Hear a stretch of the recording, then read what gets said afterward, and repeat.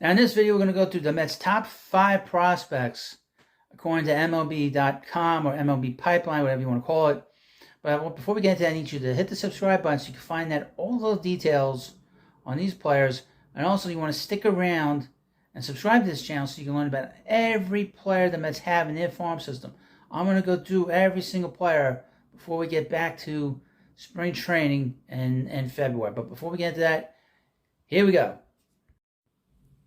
Here is the Mets' number 1 prospect according to MLB Pipeline, and that's shortstop second baseman, Luis Angel Acuna.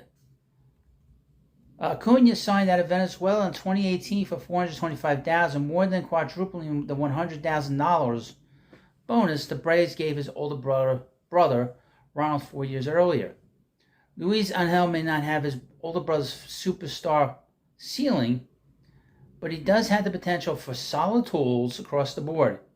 He stood out as one of the best all-around players in the 2022 Arizona Fall League and was in the midst of his best season yet as a 21-year-old in Double-A when the Rangers dealt him to the New York Mets for Max Scherzer this July. Acuna attacks pitchers with an explosive right-handed stroke and an aggressive approach. He'll draw a share of walks and doesn't strike out excessively, but he chases and swings and misses too frequently against non-fastballs and doesn't always make quality contact.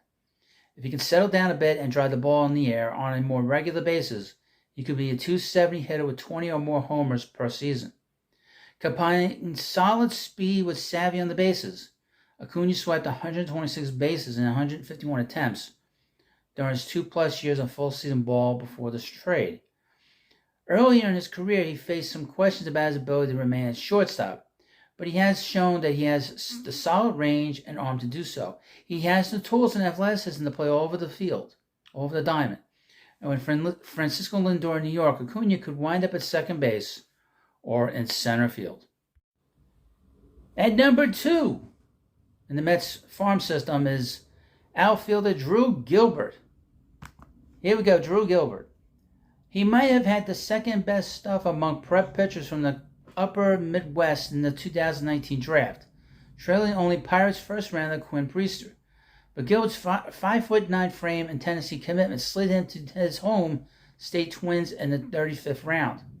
He started as center fielder for the Volunteers, homering 4 times in 7 playoff games to lead them to the 2021 College World Series and posting the best numbers on a club that ranked number 1 in the nation for most of 22. He signed for $2.5 million as Houston's first round choice in 3 years, but played just 10 pro games before dislocating his right elbow after running into the outfield wall. Gilbert climbed quickly from high A to Double-A his first full season, before moving from the Astros to the Mets and the Justin Verlander deal. Gilbert is extremely aggressive in all phases of the game, yet his superb hand-eye coordination enables him to repeatedly barrel balls and produce high exit velocities.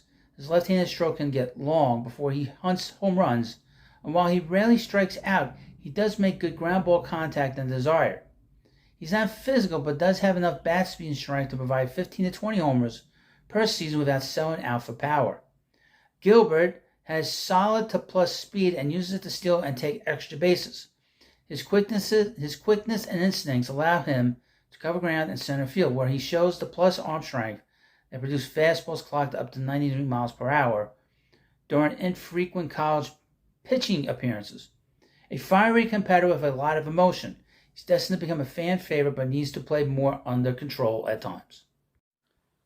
At number 3, shortstop outfielder Jed Williams.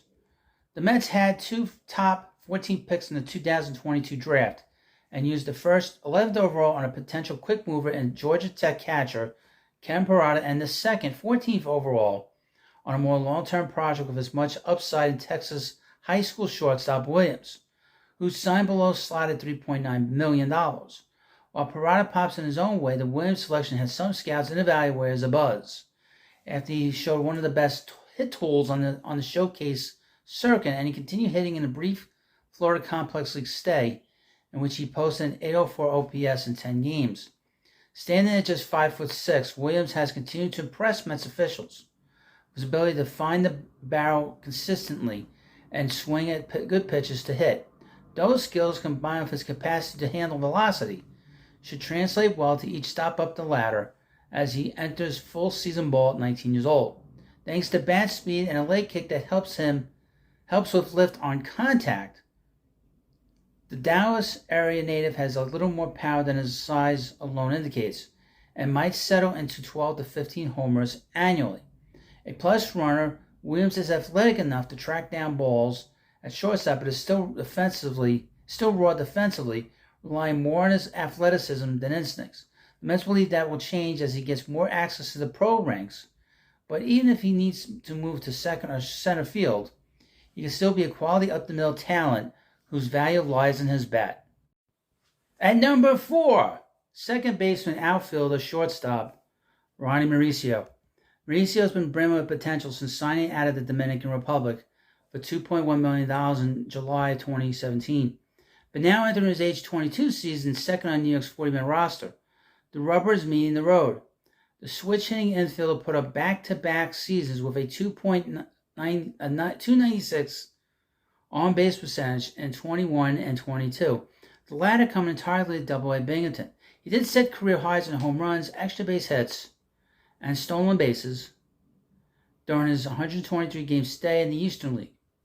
He's also coming off an MVP campaign in the Dominican Republic this past winter, after hitting 287, 468 slugging percentage in 46 games for Lysing.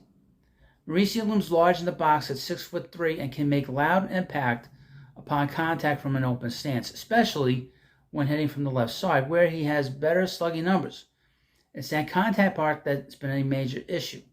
Mauricio can get aggressive and expand the strike zone with his massive cuts, particularly against spin, leading to a 4.4% walk rate, lowest among Mets minor league qualifiers. Now facing advanced pitching in the upper minors, who have to make adjustments quickly to prove he's capable of being more than an all-power little hit. It has long been assumed that the three-time minor league MLB.com organization all-star would move off shortstop eventually because of his size and below-average speed, especially as he bumps up against Francisco Lindor in Queens. That change has come in 23 with Mauricio getting looks at second base and left field with AAA Syracuse. He might be a better fit in the corner outfield spot, where he's gotten more and more time in July and in August. And at number 5 on the Mets' best prospects, according to MLB.com, catcher Kevin Parada. Parada could have been a fairly high pick in the 2020 draft, but was insistent upon going to Georgia Tech. The alma mater backstops Jason Varitek, Matt Wieters, and Joey Bart. The right-hand slugger took to the college game quickly with a 929 OPS as a freshman, and took off with a 361, 453, 709 line and school record 26 homers as a draft-eligible sophomore. Ranked as MLB Pipeline's number 6 draft prospect, Parada went at number 11 to the Mets and translated instantly to the pro game with a 455 on-base percentage and 13 to 12 K to walk ratio, 13 games, mostly at Single-A St. Lucie, where he won a league title. Part of Parada's pre-swing setup includes a bat wiggle and a decent leg kick, but he has few issues recovering the zone, making contact and driving the ball to all fields. His exit velocity topped out at 105.5 miles per hour in his brief Florida State League stay, but there should be more in the tank over a larger sample as he settles into pro ball. Repeating 20-plus homers isn't likely to be an issue by the time he reaches the majors, and his ability to marry average and power will drive his place toward the middle of most lineups. Defense has long been a primary focus for Parada, and as notably considering he looked like he was wearing down with additional playing time at Georgia Tech with Team USA in 2021. His caught stealing rate gradually improved from his freshman to sophomore years, but his general arm strength still checks in at below average. While the Mets are pleased with his growth in 23, he remains a work in progress behind the plate. No matter, Parada's potential with the bat is so good that he profiles a potential bat-first everyday catcher. Now, I want to thank you for watching this video. I will be doing more videos on this stuff. Obviously, this is a very exciting time for the Mets farm system. Even though the team has had a bad year in 2023, they've brought in a lot of young players. The former general manager, Billy Upper, brought in a lot of young prospects, and it's an exciting time to be a Met fan in that regard. So I need you to hit that subscribe button if you want to know about all these different players that the Mets are bringing in. And obviously, we're going to find out about the draft. The Mets will have the 7th worst record. So if the Mets, which will be part of the lottery come this winter meetings, they will be put in that lottery. If they get put in that lottery, they can have the 6th best pick, possibly the 1st best pick, or the number 1 pick. So you need to hit that subscribe button because we're going to talk about here. And this is the place to talk about minor league players, and particularly the Mets minor league players and their prospects. So thank you for watching this video. Hope to see you soon. Thank you, and I'll see you later.